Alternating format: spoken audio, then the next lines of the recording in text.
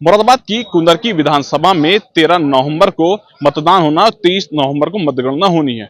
मुरादाबाद जनपद में अभी ना समाजवादी पार्टी की ओर से ना भारतीय जनता पार्टी की ओर से ऐसी घोषणा नहीं की गई है। लगातार कई नामों की चर्चा है। मेरे साथ मुरादाबाद के पत्रकार हैं, सीधा उनसे जानेंगे।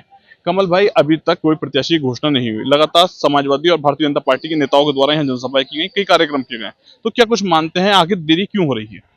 देखिए, सभी की अपनी अपनी राजनीतियाँ होती हैं कि पार्टियों की क्या क्या नीति हैं, उनके जो लीडरशिप होती है उसी के अकॉर्डिंग सारा आगे का प्रोसेसिंग चलता है। अब वैसे तो भारतीय जनता पार्टी के जो दमदार कैंडिडेट हैं यहाँ से ठाकुर रामवीर सिंह हैं, और गैस भी यही लगाया जा रहा है कि ठाकुर रामवीर सिंह को टिकट होने की पूरी संभावना है।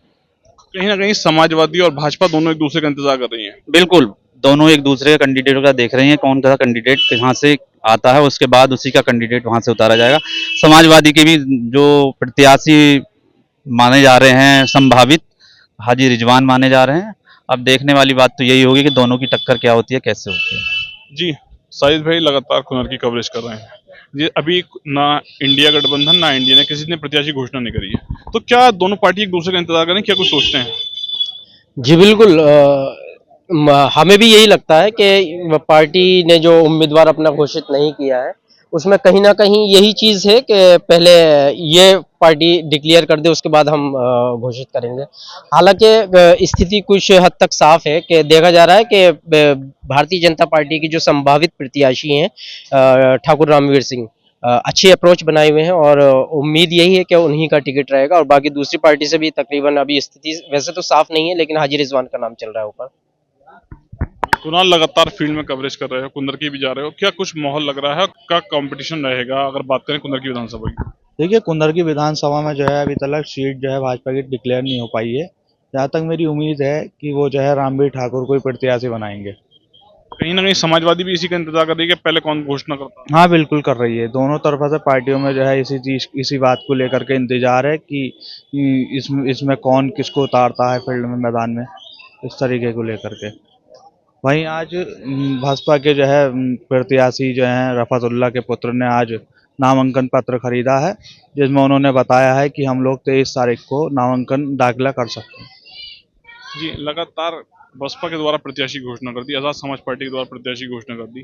कहीं ना कहीं सपा के लिए और भाजपा के लिए कहीं ना कहीं मुसीबत खड़ी तो नहीं हो रही? नहीं, ऐसा नहीं लग रहा है, लेकिन मैं आपको बता दूं एनडीए का जो है बहुत सिस्टम अलग हो चुका है। तो एनडीए अपने बहुत जो इंडिया गठबंधन है ये देख रही है कि अपना प्रत्याशी किसको उतारती है, उसी के बाद वो अपने पत्ते खोलेंगे। अभी तो आने वाला कल पता चल जाएगा, जहां तक उम्मीद है कि कल सारे पत्ते खुल जाएंगे। सुशील भाई, अभी दोनों पार्टियों ने अपने पत्ते नहीं खोले हैं, क्या कुछ सोचते हैं? किस तरीके का पूरा ये चुनाव का पूरा प्रकरण चल रहा है? चुनाव का माहौल क्या है? देखो, भाजपा और सपा दोनों के लिए नाक की सीट हो गई है। खासकर सपा के लिए तो है ही कि सपा लगातार यहाँ पे जीत दर्ज करती हुई आई है। भाजपा ने केवल एक बार जीत दर्ज की थी, और जो उनके प्रत्याशी हैं रामवीर, वो लगातार 2 बार हारे। पिछली बार उनको टिकट नहीं हुआ था, प्रजापति को टिकट हुआ, फिर भी भाजपा हार गई। तो दोनों के लिए नाक का सवाल है कि जीत दोनों को दर्ज अपनी अपनी दावेदारी कर रहे हैं। बात यह है कि एक मंथन चल रहा है। उस मंथन में यह है कि किसे टिकट दिया जाए।